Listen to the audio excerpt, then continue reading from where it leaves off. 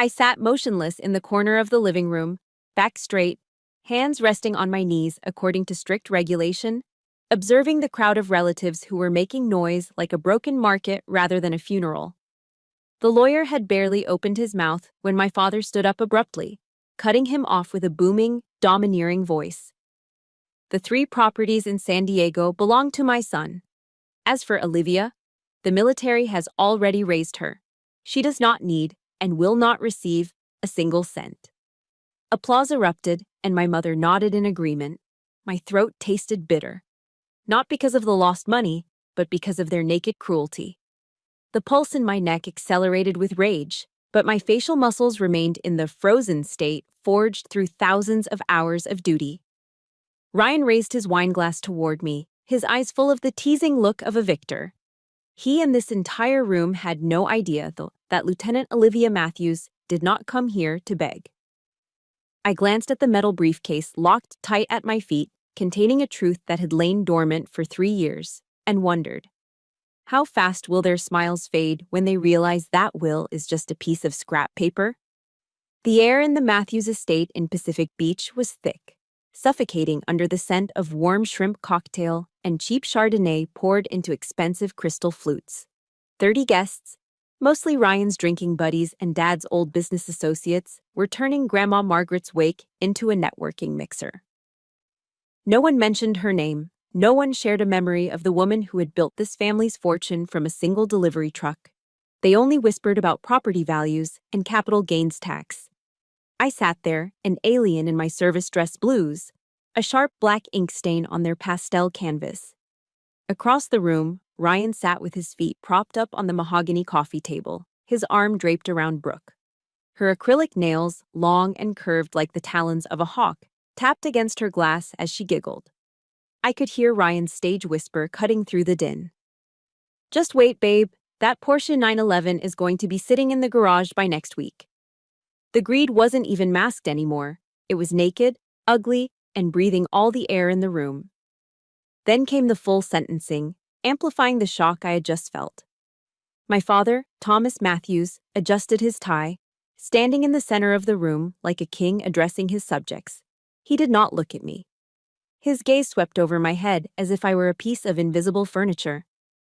Ryan is the firstborn, he announced, his voice booming with a manufactured authority that he always mistook for leadership. He needs a solid foundation to build a family. He carries the Matthews name. He paused for dramatic effect, letting the silence hang heavy before twisting the knife he had already planted. As for Olivia, he gestured vaguely in my direction. She chose to leave this family to play soldier. She has her pension. She has her health insurance. She has that GI Bill thing. She has been taken care of by Uncle Sam. Therefore, Grandma's legacy will go to the one who actually needs it. Ryan. The room erupted in applause again. They were clapping for my dispossession. They were cheering for the logic that my service, my sacrifice, and my independence were the very reasons I deserved to be punished. I turned my head slowly toward my mother, hoping to find a single shred of fairness. But Susan Matthews just looked down, her fingers nervously twisting her string of fake pearls. When she finally met my gaze, there was no apology in her eyes. She walked over, her steps hesitant, and placed a cold hand on my shoulder. She leaned in, whispering loud enough for the nearby guests to hear, performing her role of the peacemaker. Olivia, please, don't make a scene. Your brother is sensitive. You are the strong one, right? You have always been the survivor. You don't need these old houses. Let him have this so the family can be at peace. There it was. The weaponization of my resilience. In her eyes, the fact that I didn't cry meant I didn't bleed. She was asking me to carve off my own flesh to feed her spoiled golden child, simply because I could endure the pain. Thank you, Dad. Thank you, Mom. I promise to make this family proud, Ryan shouted, standing up. His face was flushed with alcohol and arrogance. He raised his glass toward me, a smirk playing on his lips. Don't be sad, soldier girl, he jeered. If things get too tight on that government salary, I can lend you a few thousand. But remember, I charge interest. Brooke shrieked with laughter, a high-pitched sound that grated against my nerves. The humiliation was complete.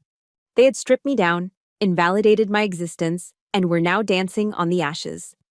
I felt the weight of the Halliburton aluminum briefcase resting against my combat boot. Inside were 8 property deeds, stamped with red seals, signed and notarized 3 years ago. I closed my eyes for a microsecond. Inhale for 4. Hold for 4. Exhale for 4. Hold for 4. The box breathing technique of the Navy SEALs kicked in, forcing my heart rate down from a sprint to a steady jog. The rage was still there, but now it was cold. It was focused. It was ammunition. I did not stand up to scream. I did not throw my drink. I simply looked past my father, past Ryan, and locked eyes with the family attorney, Mr. Hollis, who was already reaching for his pen to finalize the paperwork. My voice cut through the celebration like a knife through silk. "Mr. Hollis," I said, my tone flat and devoid of emotion, "before you let them sign, are you absolutely certain your file was updated after May of 2021? To understand why I didn't scream at the lawyer or throw my drink in my brother's face, you have to go back 15 years. You have to sit at the Matthews dinner table and feel the specific texture of silence that was reserved just for me. The memory is thick with the smell of hickory-smoked barbecue ribs and the blaring sound of the television tuned to ESPN. My father sat at the head of the table, wielding his fork like a scepter, dispensing his attention like a limited currency. "Ryan, tell me about that touchdown pass in the second quarter," Dad asked, his eyes gleaming with vicarious glory. Ryan, his mouth full of cornbread, shrugged with practiced nonchalance. "Coach called the wrong play, honestly.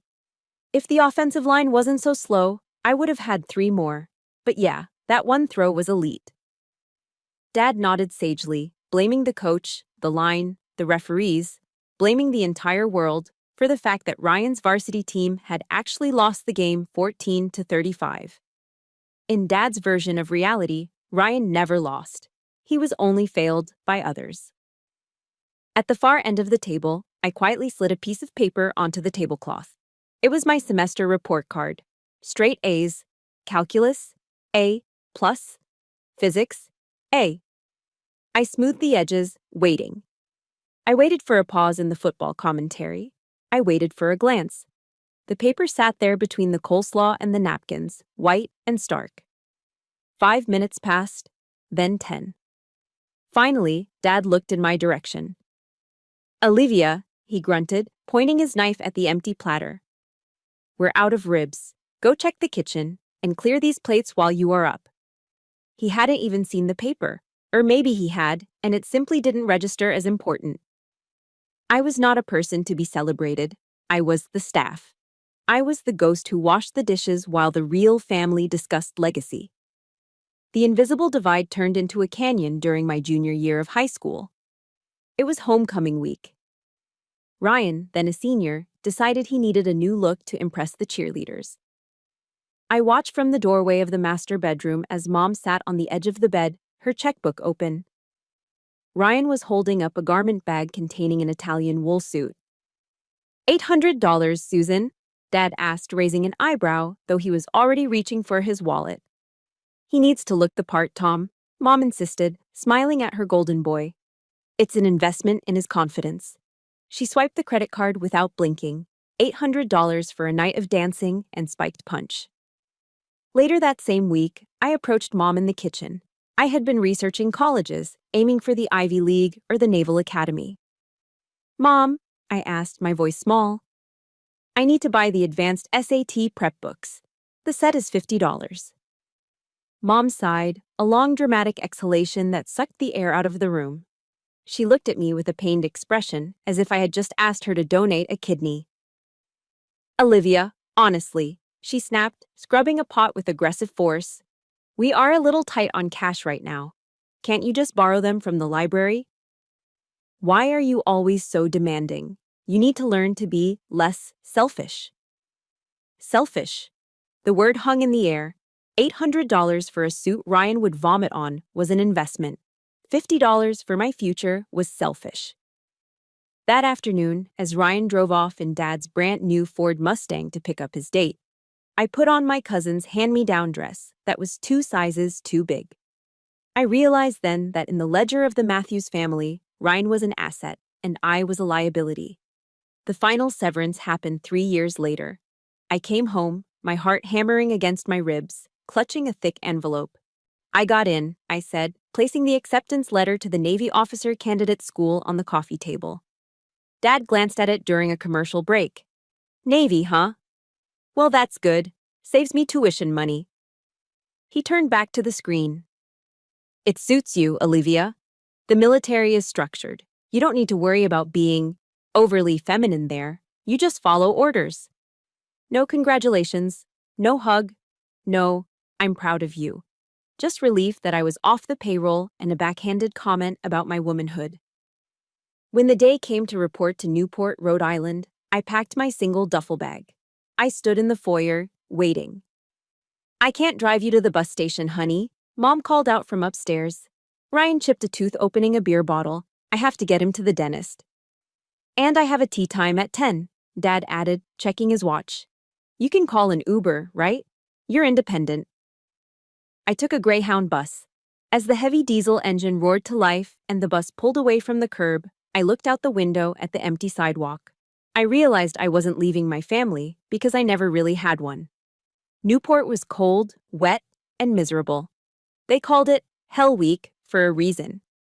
I was crawling through freezing mud, my lungs burning, while a drill instructor screamed inches from my face, insulting my weakness, my form, my very existence. And for the first time in my life, I felt peace. It sounds insane, but it was true. When the sergeant yelled at me, he wasn't doing it because I was Olivia, the invisible daughter. He was doing it because my push-up form was wrong. It was objective. It was fair. One morning, during inspection, the instructor stopped at my bunk. He took a quarter and bounced it off my sheets. It sprang into the air. He checked the corners, perfect 45-degree angles. He looked me in the eye. Outstanding candidate. That single word fed a hunger I didn't know I had. I learned the creed of Jocko Willink. Discipline equals freedom. The military didn't break me. It forged me. It taught me that love isn't a scarce resource you have to beg for at the dinner table. Respect is earned through action.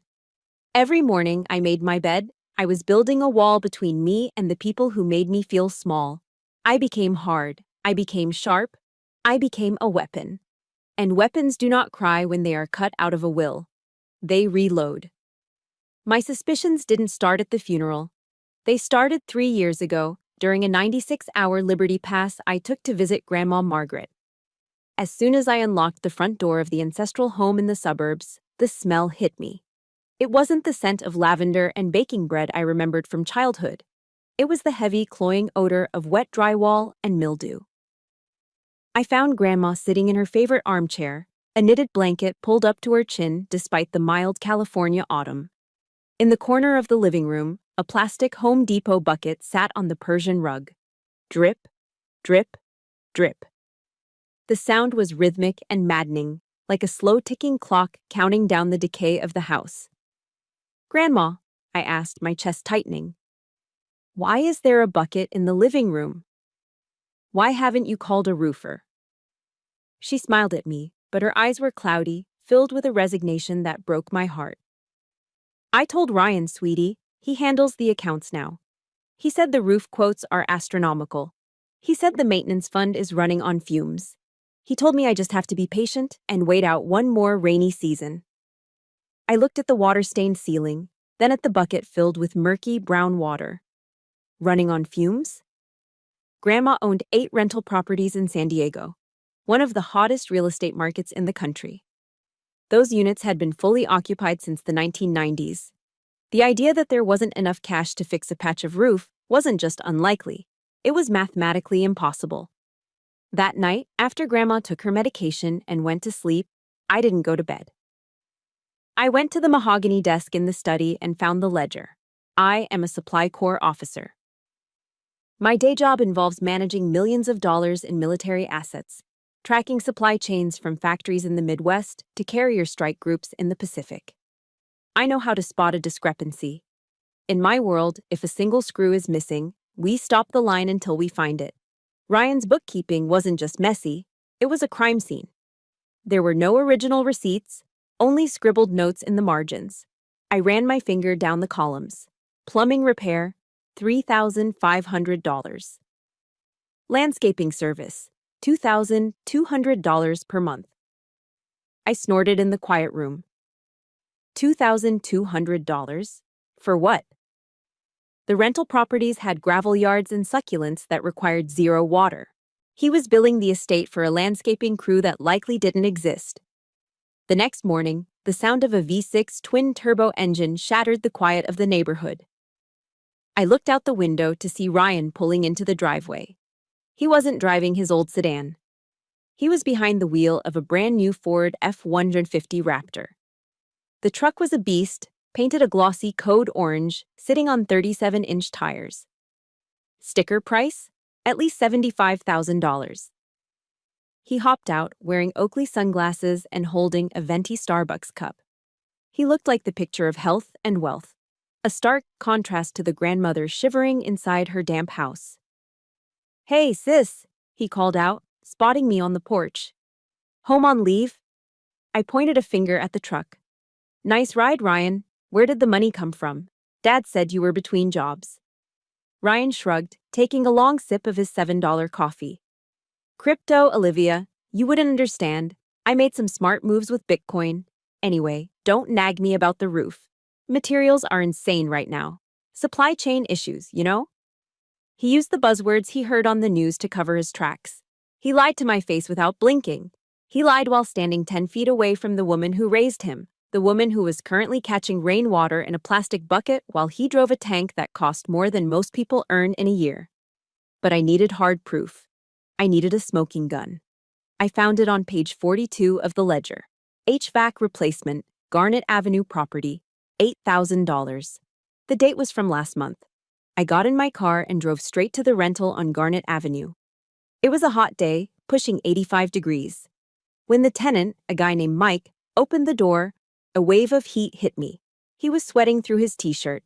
"New AC unit?" I asked, skipping the pleasantries. Mike let out a bitter laugh. "Are you kidding me? The AC has been dead for 3 months. I've called Ryan a dozen times. He ghosted me.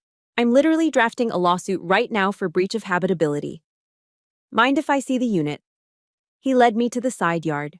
There it was, a rusted, rattling metal box. I checked the serial number plate, manufactured in 1990. I took out my phone and snapped a photo of the rusted unit. Then I took a photo of the serial number. Ryan hadn't spent $8,000 on a new air conditioner. He had pocketed the money, likely for a down payment on that orange truck, and left a paying tenant to roast in the heat and his grandmother to rot in the damp.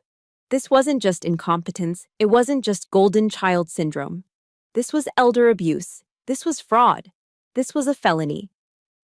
If you are listening to this and your blood is boiling, I need you to do something for me right now. If you believe that stealing from your own grandmother is the lowest thing a human being can do, hit that like button. And if you want to see Ryan face justice, type the word karma in the comments below. Let me know I'm not fighting this alone. I walked back to my car, my hands shaking, not from fear, but from a cold, lethal rage. I looked at the photo of the rusted machine one last time. Ryan thought he was untouchable because he was the favorite son. He thought Dad would protect him. He thought Mom would make excuses for him. But he had never gone to war with a logistics officer. He didn't know that I wasn't just going to expose him, I was going to dismantle him. I drove back to Grandma's house that night through a torrential downpour. The thunder rattled the windows of my sedan like distant artillery fire, matching the storm brewing in my gut. I had the photos of the rusted air conditioner and the ledger pages tucked under my arm. When I entered the living room, Grandma was still in her chair, staring at the bucket of rainwater. I didn't sugarcoat it. I laid the photos on the tea table, spreading them out like a winning poker hand. "He's robbing you, Grandma," I said, my voice trembling with suppressed rage. "Ryan is bleeding the estate dry. Here is the proof." Grandma Margaret put on her reading glasses. Her hand shook as she picked up the photo of the 1990s HVAC unit. She didn't gasp. She didn't cry. She just sighed, a long, weary sound that seemed to carry the weight of a decade of betrayal. "I know," she whispered, her voice raspy. I froze. "You know. Then why? Why do you let him live like a king while you sit here in the damp?" She took off her glasses and looked at me, her eyes filled with a pain that had nothing to do with money. "Because your father, Thomas, he gave me an ultimatum. 3 years ago, when I first questioned Ryan's spending, Thomas told me that if I made a scene, if I involved lawyers or the police, he would cut me off." She reached out and squeezed my hand. "He said he would make sure I never saw you again, Olivia. He said he would tell you I had gone senile and refused to let you visit. He held you hostage against my silence." The air left my lungs. My father hadn't just enabled Ryan. He had weaponized his relationship with me to blackmail his own mother. He had monetized his access to his daughter to protect his son's theft. That was the moment the last thread of loyalty I felt for Thomas Matthews snapped. He wasn't my father anymore. He was a hostile combatant. Grandma Margaret straightened her back. The frailty seemed to evaporate, replaced by the steel of the woman who had run a logistics empire in the 80s. "Olivia," she said, her voice dropping an octave, commanding and sharp. "I am not going to let my husband's legacy be picked apart by vultures. You are the only one in this family with discipline. You are the only one who knows the value of $1 because you actually work for yours." She pointed a bony finger at me. "I want to transfer everything, all of it, to you, right now, before I die." "Dad will kill me," I blurted out, the old fear rising up. She smiled, a cold, dry expression. "He won't be able to do a damn thing, not if the paperwork is bulletproof." "Do you have the courage to accept this mission, Lieutenant?" I looked at the bucket of water. I looked at her fierce eyes. "Yes, ma'am." Monday morning, 0800 hours. We initiated the operation. I called Dylan, my second cousin. He was a mechanic, a blue-collar guy who drove a beat-up Silverado and hated the pretension of my immediate family. He agreed to be our driver without asking questions. We loaded Grandma into Dylan's truck and drove downtown, parking in the alleyway behind the office of Davis & Associates. Mr. Davis was an old family friend, an estate attorney who knew where all the bodies were buried. We went in through the back door to avoid being seen by any of Dad's business cronies who might be lunching nearby. Mr. Davis had the documents ready on his mahogany desk. "This is a revocable living trust," Mr. Davis explained, sliding a thick stack of papers toward us. "It bypasses probate, it bypasses the will, it supersedes everything." He pointed to the specific clause. "Sole beneficiary, Olivia Margaret Matthews. Successor trustee, Olivia Margaret Matthews." Then came the quitclaim deeds. 8 of them, 1 for each property. Grandma didn't hesitate. She picked up the pen and began to sign. Scritch, scratch. The sound of the ink flowing onto the heavy legal bond paper was loud in the quiet office. To me, it sounded like the metallic click of a magazine being loaded into a rifle. With every signature, she was stripping Ryan of his power.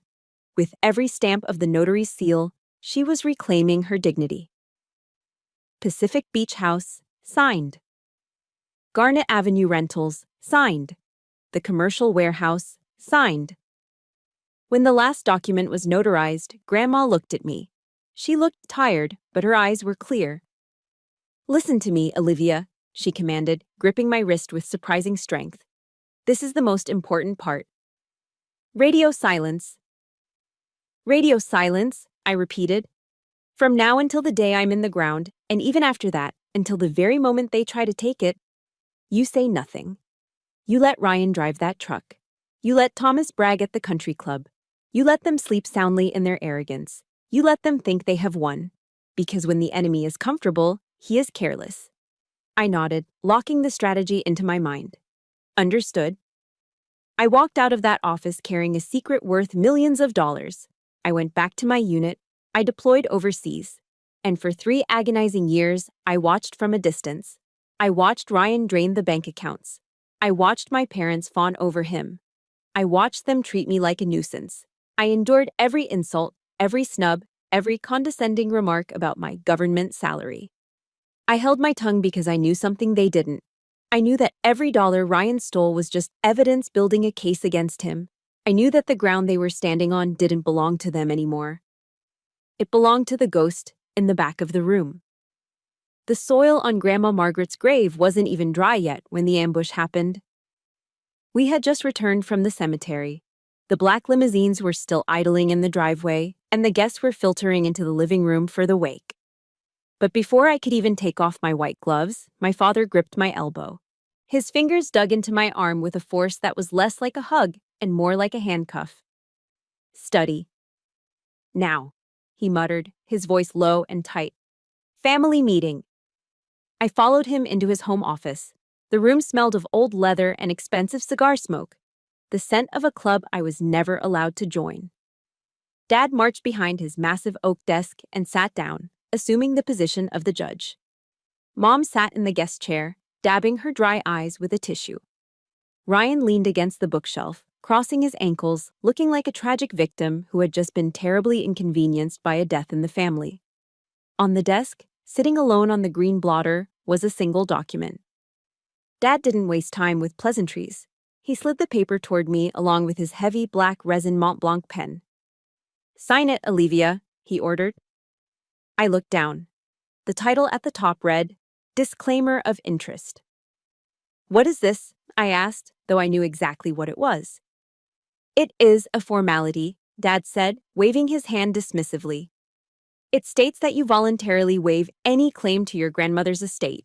It streamlines the transfer of assets to Ryan." "We don't want to get courts and lawyers involved, do we? That gets messy.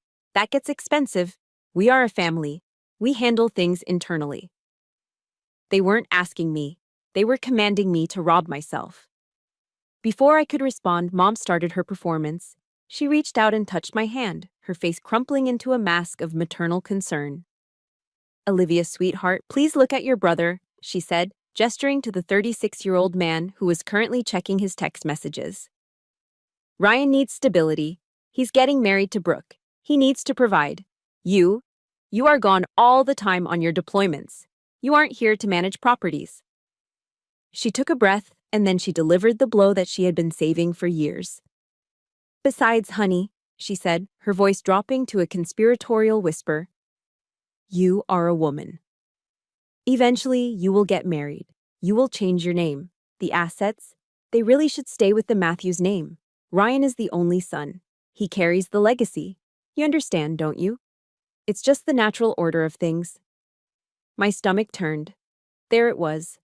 The sexism wasn't even subtle. In Susan Matthews's world, my biology rendered me incapable of stewardship. Because I didn't have the right plumbing, I didn't deserve the legacy. She was using my gender to validate her theft. Then Ryan pushed off the bookshelf and sauntered over. He put a heavy hand on my shoulder, squeezing it in a way that felt patronizing. "Come on, sis," he said, flashing a grin that didn't reach his eyes. "Don't be difficult. Sign the paper, and I'll make it worth your while. Tell you what, once I sell the Pacific Beach house, I will buy you that Hermes bag you see all the celebrities carrying. A Birkin, a Kelly, whatever you want. On me." I looked at him. He truly believed that my dignity could be bought with a purse. He thought I was a shallow child who could be distracted by a shiny object while he stole millions of dollars in real estate. The silence in the room stretched thin, like a rubber band about to snap. They were all looking at me, Dad with his authority, Mom with her guilt, Ryan with his bribe, waiting for me to submit, waiting for the good daughter to fold. I know many of you listening right now have stood in a room just like this. You have been told to keep the peace at the expense of your own soul. You have been told that family comes first by the very people who put you last. If you are tired of being gaslighted by the people who are supposed to protect you, hit that like button right now. And if you would refuse to sign that paper, type "respect" in the comments. Show me that you know your own worth. I picked up the document. I felt the texture of the paper between my thumb and forefinger. Then I looked at my father. I looked at my mother. And finally, I looked at Ryan. My expression didn't change. My pulse didn't race. I was calm. I was deadly calm. You ask me who I am, I said, my voice cold enough to freeze the air in the room. I am a lieutenant in the United States Navy. I took an oath to support and defend the Constitution of the United States against all enemies, foreign and domestic. I paused, letting the words hang there. And I have realized something today, I continued, locking eyes with my father. Greed is an enemy. Manipulation is an enemy. I took the disclaimer of interest in both hands. Rip! The sound was loud, violent, and final. I tore the document in half, then in quarters. I let the pieces flutter down onto Dad's pristine desk like snow. I will not sign anything, I said. And I don't want your handbag, Ryan. I want what is mine. You ungrateful little... Ryan started to lunge forward, his face turning red.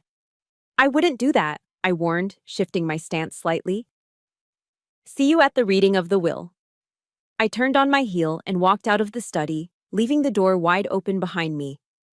Behind me, I could hear the stunned silence turning into chaos, but I didn't look back. The war had officially begun. For the 3 days leading up to the reading of the will, I did not sleep. I did not eat. I operated on black coffee and the cold, hard adrenaline of a mission commander preparing for a strike. My temporary apartment in downtown San Diego looked less like a home and more like a tactical operations center. My dining table was buried under stacks of paper, legal pads, and the glowing blue light of 2 laptop screens. I wasn't just waiting for the meeting, I was building a case. I logged into the San Diego County Assessor's public portal. It is a dry, boring database to most people, but to me, it was a goldmine. I downloaded the transaction history for every single property in the Matthews portfolio. Then, I cross-referenced them with the bank statements I'd subpoenaed through the Living Trust's authority. What I found made my jaw tighten. Ryan hadn't just been stealing cash for maintenance fraud, he had been trying to leverage the equity of the houses. There were 3 rejected loan applications from predatory lenders, the kind of places that charged 20% interest. Ryan had tried to use Grandma's Pacific Beach house as collateral for a quick cash infusion, likely to cover his crypto losses. But the banks had denied him. Why? Because when they ran the title search, the name on the deed didn't match his. I printed every rejection letter. I printed the tax records showing penalties for late payments. Each piece of paper was a bullet. I didn't just throw them in a pile. I organized them with the obsessive precision of a logistics officer. Yellow highlighter for fraud, pink highlighter for negligence, blue highlighter for tax evasion. I punched holes in the documents and slotted them into navy blue binders. Snap, snap. The sound of the metal rings closing was rhythmic, soothing. By Friday night, I didn't have a pile of complaints. I had a weaponized dossier. On Saturday morning, the day of the reckoning, I made one phone call. Dylan, I said when my cousin picked up. Are you free this afternoon? Yeah, he stammered, the sound of a wrench clanking in the background. Just fixing the truck. Why? I need you at the house for the reading of the will. 2 o'clock sharp. Wear a collared shirt. There was a long pause on the line. Dylan was a good kid, a mechanic who stayed out of family drama, but he wasn't stupid. Olivia, he said, his voice dropping. Are you really going to do this? Uncle Thomas? He isn't looking good. His blood pressure is high. If you blow this up, he might have a heart attack. I looked at the stack of evidence on my table. I thought about the bucket of rainwater in Grandma's living room. I thought about the way Dad had blackmailed his own mother. He made his choice, Dylan, I said, my voice flat. He chose his side 3 years ago. Now, he has to face the consequences of that choice. I just need a witness, someone who isn't on his payroll. Will you be there? I'll be there, Dylan sighed. At 1300 hours, I began the ritual of suiting up. Most people would wear a black dress to a wake. They would wear something modest, blending in with the mourning crowd. But I wasn't going there to mourn. I was going there to preside over a court-martial. I opened my garment bag and pulled out my service dress blues. The fabric was heavy, immaculate, and lint-free. I stepped into the trousers, pulling them up and securing the waist. I buttoned the white shirt, ensuring the collar was starched stiff enough to cut glass. Then came the jacket. Double-breasted, gold buttons. I stood in front of the full-length mirror.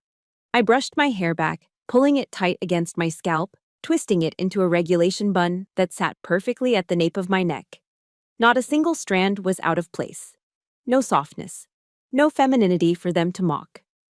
I pinned my ribbon rack to my left chest. The Navy Achievement Medal glinted under the bathroom lights. I had earned that for optimizing a vaccine supply chain during a global crisis, saving thousands of man-hours. My family called it government work. I called it competence. I looked at my reflection. The girl who used to beg for $50 for SAT books was gone. The woman staring back was Lieutenant Matthews. She represented honor, courage, and commitment.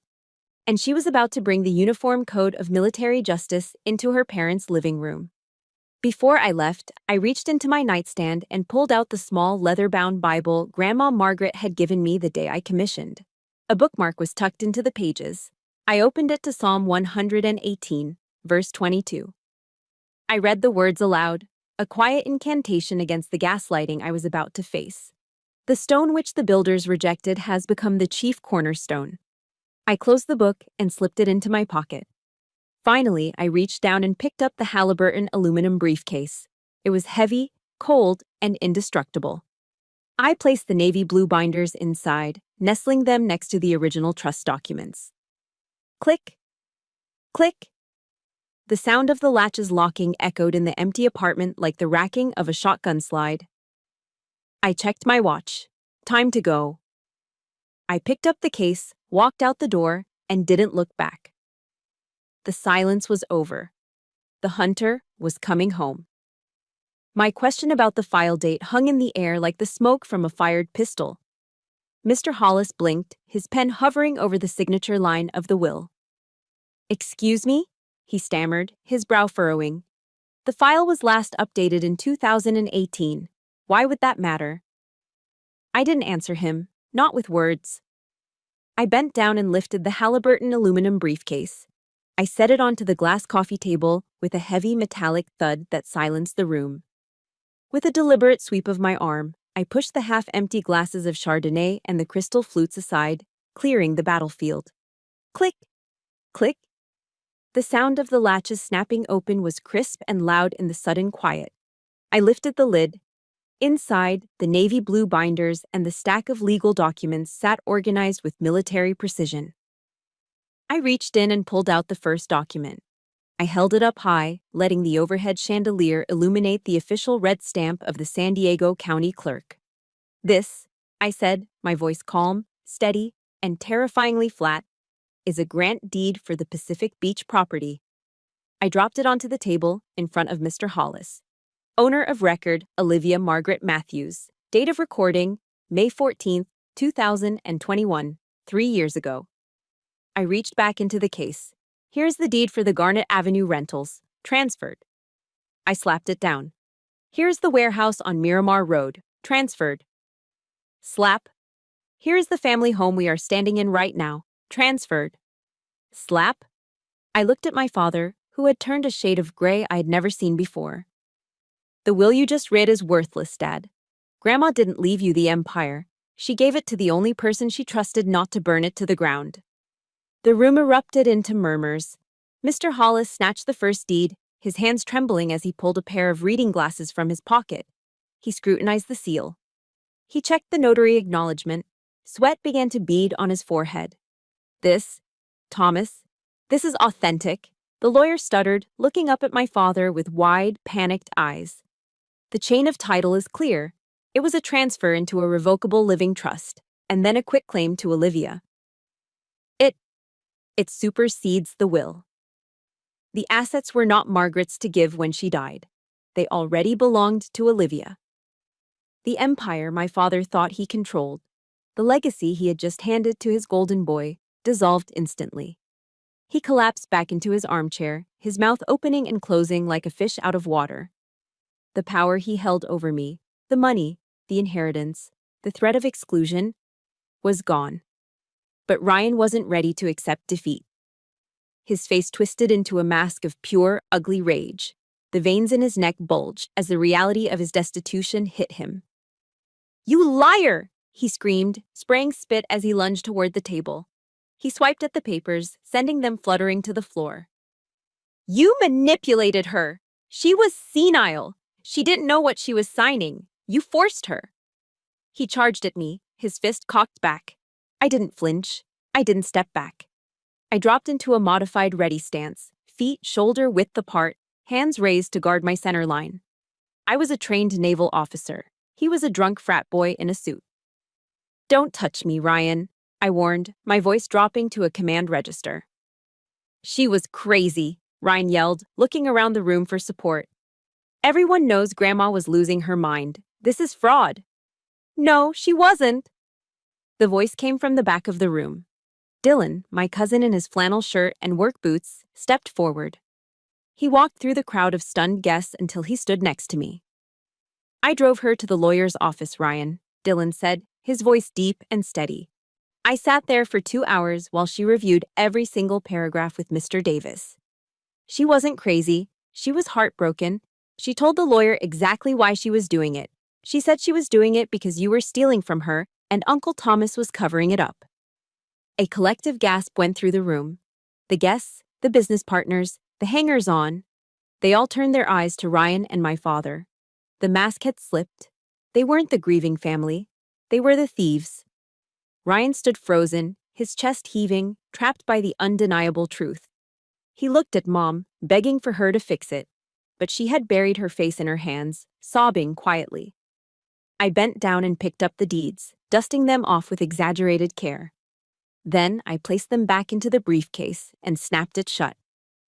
I looked at my parents. You always said Ryan needed a chance to grow up, I said, my voice cutting through the sound of my mother's crying. Well, this is his chance. Sink or swim. I turned my gaze to Ryan, who looked small and pathetic without his unearned inheritance. I am giving you 48 hours to clear your personal effects out of the management office, I stated, checking my watch. If you are not gone by Monday at 5 p.m., I will have the county sheriff remove you for trespassing. And Ryan, I have already audited the books. Don't try to delete anything. I have backups. I picked up the handle of the case. It felt lighter now. Enjoy the shrimp cocktail, I said to the silent room. I turned and walked toward the front door, my boots clicking rhythmically on the hardwood floor, leaving the chaos behind me. On Monday morning, exactly 48 hours after the reading of the will, I arrived at the property management office. I did not come alone. I brought a San Diego County Sheriff's deputy with me for a civil standby. It is a standard procedure when you expect an eviction to turn volatile. And Ryan did not disappoint. The office, which used to be organized and clean under Grandma's watch, smelled like stale tequila and panic. Ryan was frantically shoving papers into a cardboard box. His eyes were bloodshot, his shirt untucked. When he saw me standing in the doorway with the uniformed officer, he didn't freeze. He exploded. You can't do this, he screamed, hurling a stapler across the room. It hit the drywall with a dull thud. I built this business. You drained this business, I corrected him, my voice calm. Officer, would you please ensure he only takes personal items? No hard drives, no files. Ryan let out a string of curses that would have made a sailor blush, but he stopped throwing things. He rushed to the desktop computer and started hammering on the keyboard. I knew exactly what he was doing. He was trying to format the drive. He was trying to erase the evidence of the landscaping kickbacks and the fake invoices. I walked over and unplugged the tower from the wall. Don't bother, I said. I cloned the drive remotely on Saturday night. Every deleted email, every altered spreadsheet, it is already on a server in the cloud. Ryan slumped into his chair, defeated by technology he didn't understand and a sister he had underestimated. Outside, the collapse of his facade continued with brutal efficiency. A tow truck was backing into the driveway. It wasn't just any tow truck. It was a repo man. The bank hadn't wasted time. Ryan hadn't made a payment on the Ford F-150 Raptor in 3 months. I watched through the window as the hook was attached to the bumper of the $70,000 truck. The code orange paint gleamed in the sun one last time before it was dragged away, leaving oil stains on the pavement. But the repo man was kind compared to Brooke. She arrived just as Ryan was being escorted out of the building with his box of desk toys. She wasn't there to comfort him. She had heard the news, probably from the text I sent to the tenants directing all future rent payments to the new trust account. She knew the gravy train had derailed. "You told me you owned those buildings," she shrieked, standing in the parking lot in her designer heels. "You told me you were a millionaire."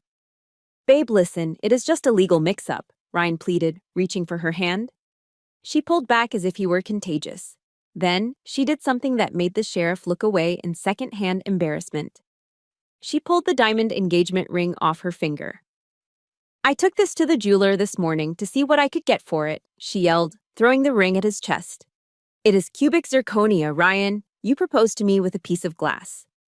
The ring bounced off his polo shirt and clattered onto the asphalt. Brooke didn't wait for an Uber. She got into her own car and peeled out of the lot, leaving Ryan standing there with nothing but a box of bobbleheads and a fake diamond in the dirt. My parents arrived 10 minutes too late to stop the carnage. They stood by their sedan, watching their golden boy sitting on the curb, weeping into his hands. They looked older, smaller. Mom looked at me, her eyes begging for mercy. "Olivia, please, we can fix this. We can take a loan against our house to help him pay back the estate." I shook my head slowly. "You can't, Mom." "Why not?" Dad asked, his voice trembling. "Because I checked the public records," I said, delivering the final blow. "You already took out a second mortgage on your house 6 months ago. You gave that money to Ryan to pay off his gambling debts, didn't you? You have no equity left. If you try to bail him out again, you will be homeless." They stood in stunned silence. The reality of their enabling had finally caught up with them. They had bet the farm on the wrong horse, and now the race was over. The worst part, however, wasn't the eviction or the breakup. It was the letter that arrived at my apartment 3 days later. It was a subpoena. Ryan hadn't just stolen from Grandma. In his desperation to maintain his lifestyle, he had inflated his income on federal loan applications. He had claimed the rental income as his own. That is bank fraud. And because he had been pocketing cash rent from tenants to avoid a paper trail, he hadn't declared it on his taxes. That is tax evasion. The IRS does not care about family drama. They care about math. And Ryan's math didn't add up. I sat at my table and signed the witness statement. I packed the navy blue binders, the ones containing the highlighted bank statements and the photos of the rusted air conditioner, into a shipping box addressed to the Internal Revenue Service Criminal Investigation Division. I wasn't doing this for revenge anymore. I was doing it because the law required it. But as I taped the box shut, I couldn't help but think, karma has a way of balancing the ledger. That night, I sat alone in my apartment. The adrenaline of the battle had faded, leaving behind a hollow ache in my chest. I poured myself a glass of water and looked at the framed photo of Grandma Margaret on my desk. I had won. The estate was safe. The thief was facing federal prison. The enablers were facing bankruptcy. Justice had been served, cold and precise. But the silence in my apartment was deafening. My phone didn't ring. There were no angry texts from Ryan, no guilt-tripping voicemails from Mom. They had finally realized that I was unreachable. I was victorious, but I was also an orphan. I had living parents and a living brother, but the family I yearned for, the one that loved me unconditionally, had died long before Grandma Margaret. I took a sip of water and stared at the empty wall. It was a bitter drink, this freedom. But as I thought about the lies, the theft, and the gaslighting, I realized one thing. I would rather be lonely in the truth than warm in a house built on lies. With the parasites removed, the host began to heal. I treated the management of the Matthews estate not as a family hobby, but as a military operation. I replaced Ryan's chaotic, napkin-scribbled bookkeeping with standard operating procedures adapted from the Navy Supply Corps. The first rule I implemented was the 24-hour service level agreement. If a tenant reported a leak, a broken lock, or a faulty heater, a technician was on site within 1 day. No excuses, no supply chain lies. I fired every single one of Ryan's shady handyman friends, the ones who charged triple for labor and showed up drunk at noon. In their place, I signed exclusive contracts with a local construction firm owned by a Marine Corps veteran. For the first time in a decade, the rental units on Garnet Avenue were painted. The roofs were patched. The plumbing was overhauled. I didn't raise the rent by a single dollar. I simply stopped funding Ryan's lifestyle. And suddenly, the business was profitable enough to reinvest in itself. The change in the atmosphere was palpable. My inbox, once filled with threats of lawsuits from angry tenants, began to fill with thank you cards. One tenant, an elderly teacher named Mrs. Gable, baked me a loaf of banana bread. It was a small gesture, but it meant more to me than any applause at a cocktail party. Kindness and discipline, I realized, were not mutually exclusive. They were partners. Once the business was stabilized, I turned my attention to the house, Grandma Margaret's home. I spent a week purging the property. I filled contractor bags with the tacky, expensive junk Ryan had bought with stolen money. The curved gaming monitors, the designer sneakers left in the closet, the humidors for cigars he didn't smoke. I threw them all into a dumpster. I was exorcising the greed from the walls. While cleaning out the master bedroom, I found a leather-bound journal tucked under Grandma's mattress. It was dated from 5 years ago. I sat on the edge of the bed, the afternoon sun filtering through the dust motes, and opened it. Halfway through, I found an entry that stopped my breath. Ryan has his father's charm, but he also has his father's weakness. He needs to be liked. Olivia is different. She has sad eyes, but they are steady. She reminds me of my husband. She doesn't ask for attention. She asks for work. She will be the firekeeper of this family, even if the others are too blind to see it. The tears came without warning. For 32 years, I had believed I was the disappointment. I had believed I was the cold, unlovable daughter. But she had seen me. She had seen the truth beneath the uniform. I wept until my chest ached, releasing a lifetime of rejection. When I was done, I took the portrait of Grandma Margaret, the one taken when she bought her first truck, and hung it above the fireplace. The house felt lighter. It was no longer a crime scene. It was a home again.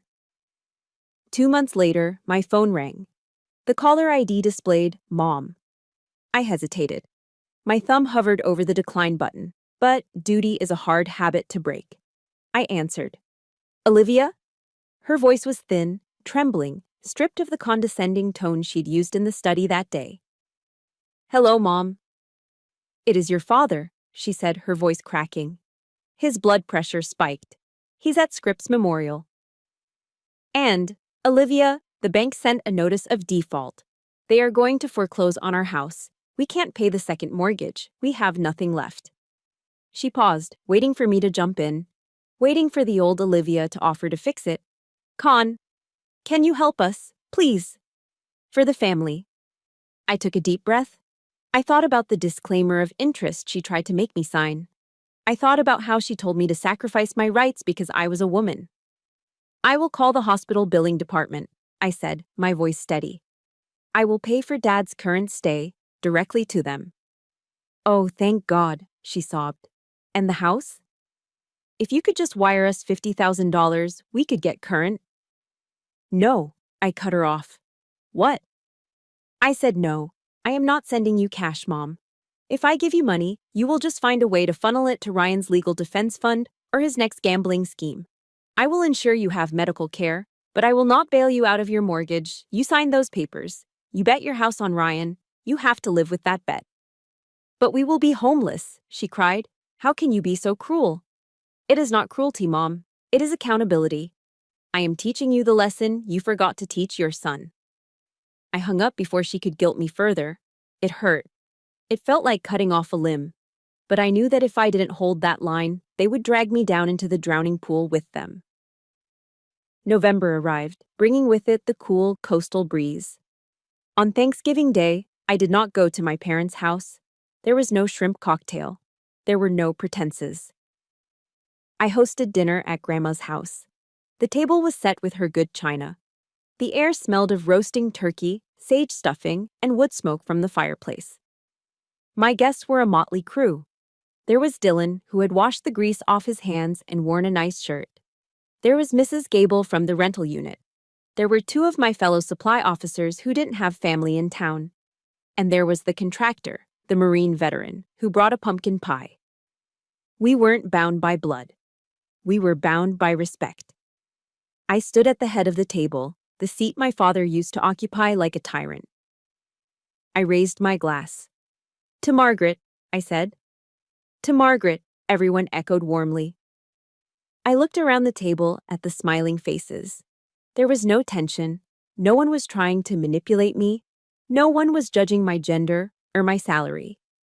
I realized then that I had spent my whole life trying to earn a seat at a table where I was never wanted, when all along I had the power to build my own table. I had found my tribe. And for the first time in my life, on this Thanksgiving, I was truly thankful. 3 months after the dust settled, my father asked to meet me. He didn't choose the country club or the steakhouse where he used to hold court with his business partners. He chose a small retro diner off the Pacific Coast Highway, a place where the coffee is served in thick white mugs and the menus are laminated. I arrived 10 minutes early, a habit I would never break. I watched from the booth as his car pulled into the lot. He wasn't driving his luxury sedan anymore. He was behind the wheel of a 10-year-old Toyota Camry, its bumper dented, the paint fading under the California sun. When he walked in, I almost didn't recognize him. The man who had commanded the room at the funeral with his booming voice and tailored suit was gone. In his place was a man who looked 10 years older, his shoulders slumped in a polo shirt that hung loosely on his frame. He sat down opposite me. He didn't look me in the eye. He stared at his black coffee, his hands trembling slightly as he reached for the sugar packets.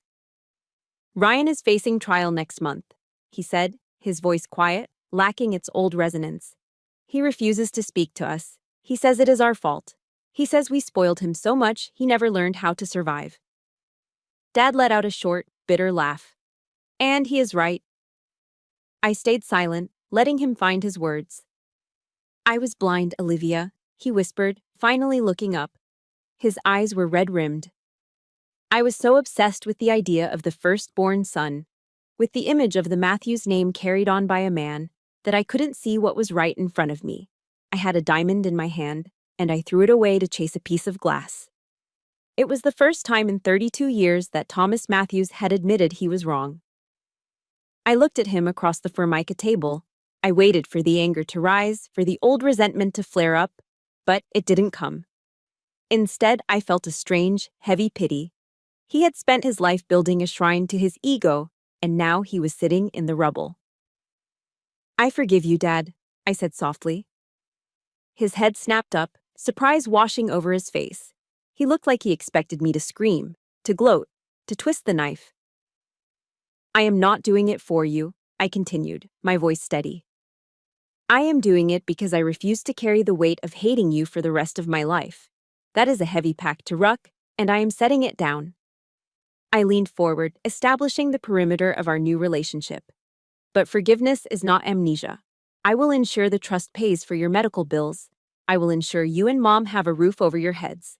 But you will never again have a say in my life. You will never advise me on the business. And you will never, ever try to manipulate me again. Those are the terms. He nodded slowly, a single tear tracking through the stubble on his cheek. It was a sad compromise, but it was a fair one. I left the diner before the lunch rush. I had work to do. That afternoon, I met with Mr. Davis to finalize the newest amendment to the Matthews Family Trust. We weren't buying more properties. We were investing in people. Are you sure about this percentage, Olivia? Mr. Davis asked, tapping his pen on the draft. 20% of gross profits is a significant amount. I am sure, I replied. We established the Margaret Matthews Scholarship Fund. But it wasn't for everyone.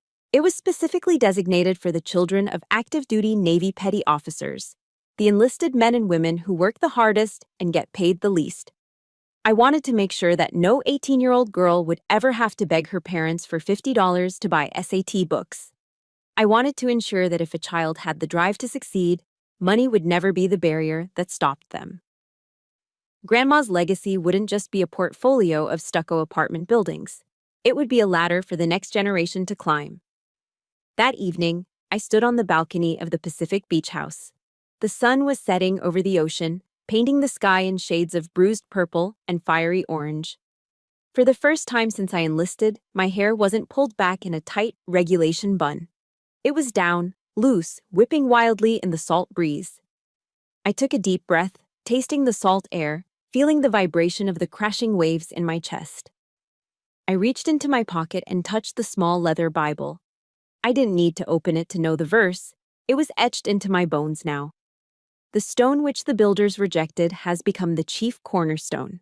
I smiled. They had rejected me. They had tried to bury me. But they didn't know that I was a seed, not a corpse. The pressure they applied didn't crush me. It condensed me. It turned the coal into a diamond. I turned my back to the dark house and looked out at the horizon. The night was coming, but inside of me, the long, cold winter was finally over. It was morning. The most expensive lesson I learned wasn't about real estate or living trusts. It was about self-worth. For years, I waited for an apology that was never going to come. I thought if I just achieved enough, served enough, or endured enough, my family would finally see my value. But here is the truth. You cannot dry the ink on a story that someone else is writing for you. You have to grab the pen. If you are the black sheep or the scapegoat, stop trying to dye your wool white to please people who are committed to misunderstanding you. Don't wait for a seat at a toxic table. Go build your own. Thank you for standing watch with me until the very end. I know many of you listening right now are fighting your own silent battles, gathering your own evidence, and holding the line against injustice. I want to hear from you. Have you ever had to cut ties to save your sanity? Or are you still planning your exit strategy? Type the word stone in the comments below if you are ready to become the cornerstone of your own life. And if this story gave you strength, please subscribe and share this with someone who needs to hear it. Remember, you are never alone. You are part of this tribe now. Dismissed.